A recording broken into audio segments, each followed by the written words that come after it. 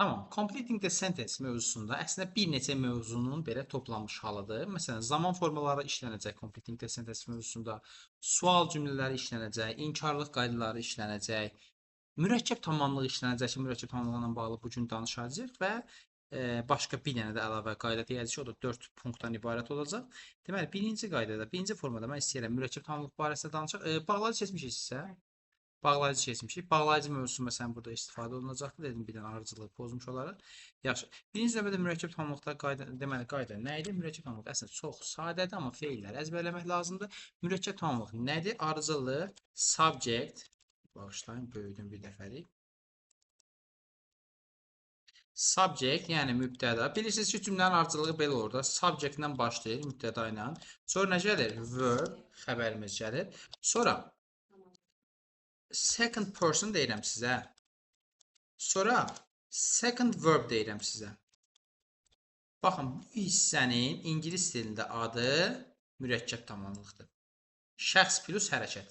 Tamamlıq, şəxs plus hərəkət ardıcılığından ibarətdirsə, bu cümlə artıq mürəkkəb tamamlıqdır. Mürəkkəb tamamlıqda bilməli olduğumuz qaydalar. Əvvəla, mürəkkəb tamamlıqda o şəxs yazmışam. Second person. Bu şəxs nə ola bilər? Tutmalıyıq ki, bunu bu tamamlıqdır onsuz da. Tamamlıqdırsa, nələr tamamlıq ola bilər? İsimlər, ismi birləşmələrin hamısı tamamlıq ola bilər.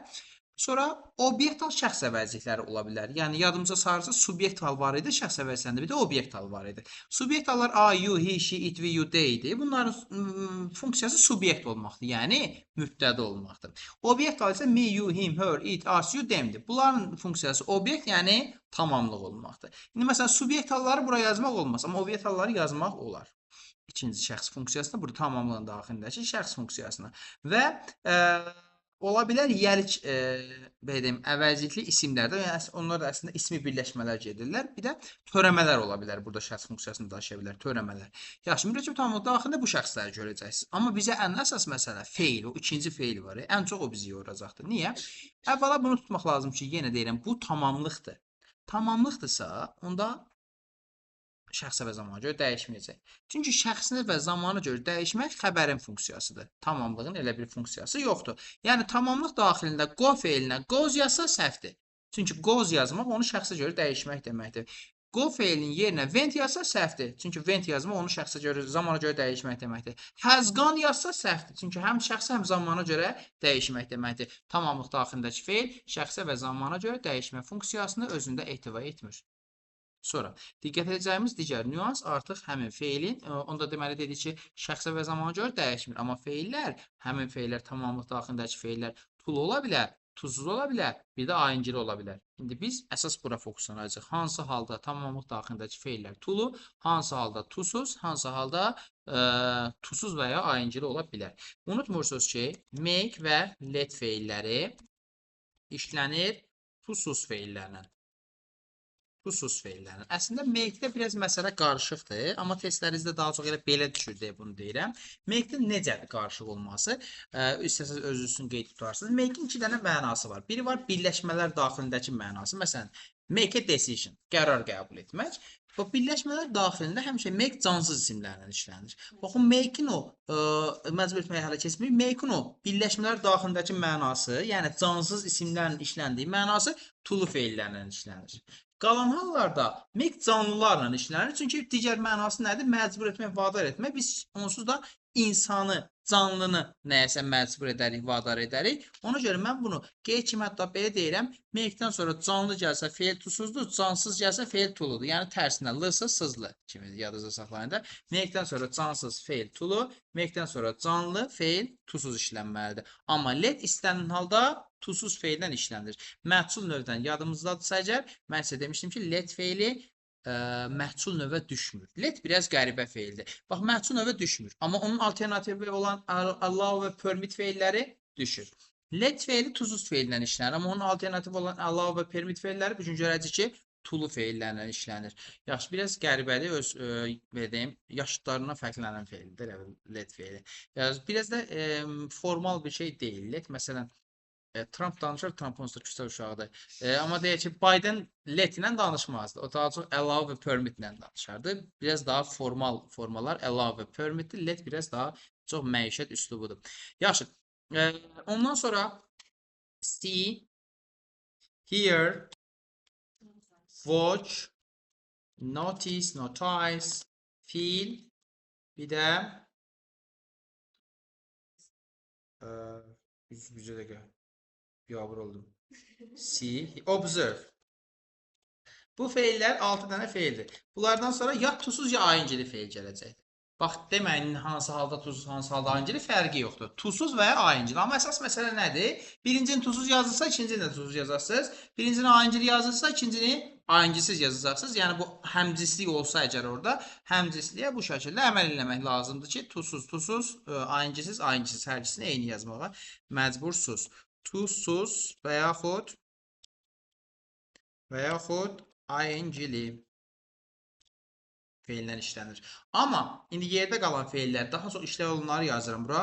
Ask, want, məsələn, qutar deyəsin, permit, allow, tell, kömək eləyər sizə qəşəng olar. Expect, would like. Bəli. Yadınıza düşəni var. Ask, permit, allow, tell. Videonu da çəkdim, özə istimai yükləyəcəm. Biabır olduq. Açın vərəqlərini oradan gizlindən qrammatika kitabına zaten mənə deyin. Yaz. Bu feillər isə tulu feillərlə işlənəcək. Tulu feillərlə işlənəcək. Yaxşı, indi bir neçəsini yazıram. Məsələn, yazıram ki, I made Vüsal get up early. Mən Vüsalı məcbur elədim ki, yuxudan tez oyansın. Baxın, görürsünüz, early. Get up yazmışam, görmürsünüz.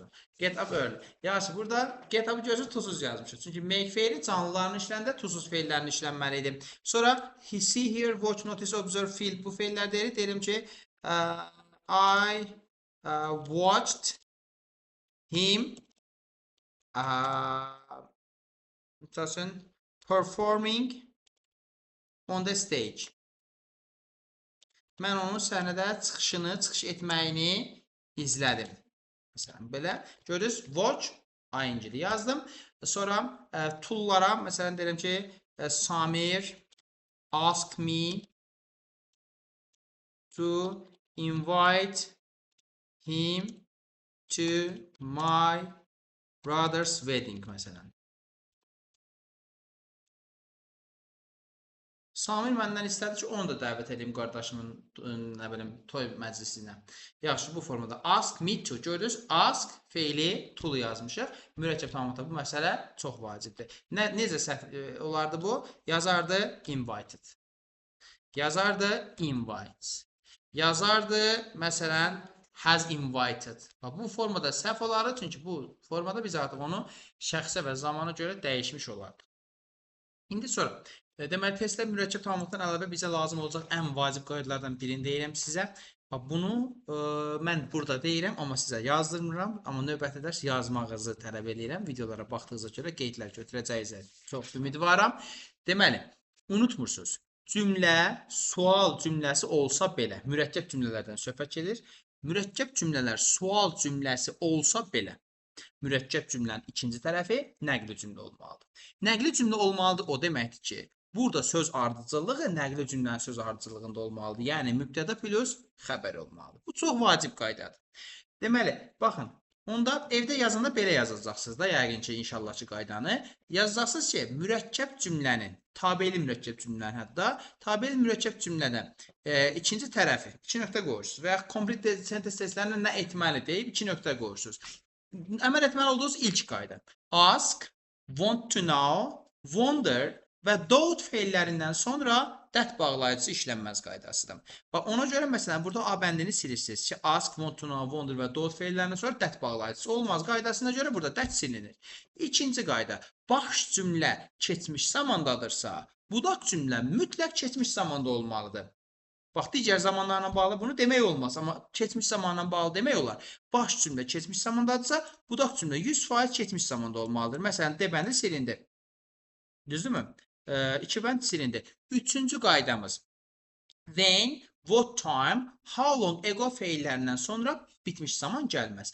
Məsələn, yoxdur burada həmin bağlayıcılardan biri, ona görə bu qaydanı tətbiq edə bilmirik və dördüncü əsas qayda budaq cümlə daxilində nəqli cümlə söz ardıcılığı, yəni mübtəda plus xəbər olmalıdır. Harda ki gördünüz sual cümləsindəki kimi köməkçi feili gətirib mübtədadan əvvəl yazıblar, mütləq səhvdir. Məsələn, A bəndə görürsünüz ki, did köməkçi feilini flip mübtədasından əvvəl yazıblar. C bəndə did köməkçi feilini flip mübtədasından əvvəl yazıblar. Bu ardıcılıq bizim sual cümlələrimiz üçün xas olan bir söz ardıcılığıdır. Ona görə də düzgün variant Y variantıdır. Aydındır mı? Yaxşı. Məsələn, 18-ci test mürəkkəb tamamlıq testidir. Baxın, görürsünüz, wanted. Birinci sözə baxırsınız, şəxs, ikinci sözə baxırsınız, hərəkət. Deməli, bu mürəkkəb tamamlıqdır. Xəbərdən sonra. Çünki kim verilməlidir, həm də hi verilsəydi, o şey olmalıydı. Bunları sildim. Bax, hiləri sildim. Çünki dedi ki, bayaq tamamlıq daxilində subyekta olmaz. Bəli, wanted da tulu feillərin içində yazmışıq deyə, B ilə C-yi də silirik, düzgün cavab qalır, Y variantı. Yaxşı. Bir də yadımıza başqa bir şey sayıram. Mən sizə yadımızdaydısa dedim bağlayıcıları yazında üzr istəyirəm. Nisbi və bağlayıcı əvəzləri seçməyi demişdim ki, çox vacibdir. Əvəzliklər müstəqil işlənmir, amma daha doğrusu belə deyəlim, özündən sonra mütləq bir isim tələb edir və yaxud da subyekt tələb edir. Amma digərdə isə hər hansı bir cümlə tələb edir. Bəli. Onda belə deyək ki, tam olaraq nisbi əvəzlər əslində şəxs bildirən sözlərdən sonra işlənməlidir, amma obyekt haldan sonra işlənməz. Obyekt halda bir şəxs, amma işlənməz heç vaxt nisbi əvəzlərin. Nisbi əvəzlər hər hansı bir şəxs bildirən sözdən sonra işlənir. Deməli, feil sifət funksiyası görür orada. Feil sifət funksiyası şəkil funksiyasını daşıyır, amma bağlayıcı əvəzlər şəxslərdən sonra yox, feillərdən sonra işlənir və ikinci cümləyə sual vermə metodu ilə tapılır. Yəni cümlənin ikinci tərəfinə sual verirsə, satışmanın cümlə üzvünü tapırsınız. Nisbi əvəzi düsturlar əsasında təyin edirik. Məsələn, is that the man? Baxırsınız, mən insanın layışıdır. Bir bağlayıcı yazacaqsa bura nisbi əvəzi yazacaq. Nisbi əvəzi yazında dönüb nisbi əvəzinin qaydalarına müraciət edəcək. Baxırsınız ki, insanın layışı var. Bax bura met feilin əvvəla davam edəcəkdə məhsul özə yazmaq olmaz. Bu cavabı çıxıram. Yaxşı. Deməli, İnsan anlayışı who plus xəbəri idi, whom plus mübtəda idi. Baxıram which yazmaq olmaz, düzdürmü? Qalanların hamısında görürsünüz nisbi əvəzi yoxdur. Deməli nisbi əvəzi ixtisar eləyibdi. Nisbi əvəzi ixtisar etmək üçün də bizim bir dənə qaydamız var idi. Yadımızdaysa mən demişdim ki, əgər nisbi əvəzindən sonra mübtəda gələrsə nisbi əvəzi ixtisar oluna bilər. Mübtəda gəlməyibsə əvəz oluna bilməz. Onda B bəndi ilə Y bəndini saxlayırıq, D-yi silirik. Çünki görürsünüz birbaşa met ilə başlayıbdır.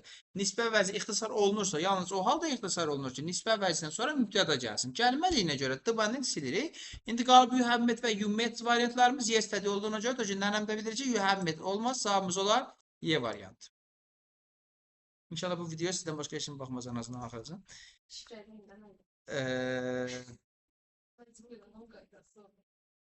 Yox, mənim kompleksim yoxdur. Baxsınlar, laq eləsinlər orada. Tamam. Başqa bir şey yoxdur. Yəni burada işləyəcəyiz qaydaların hamısı bunlardır. Dondururam videonu.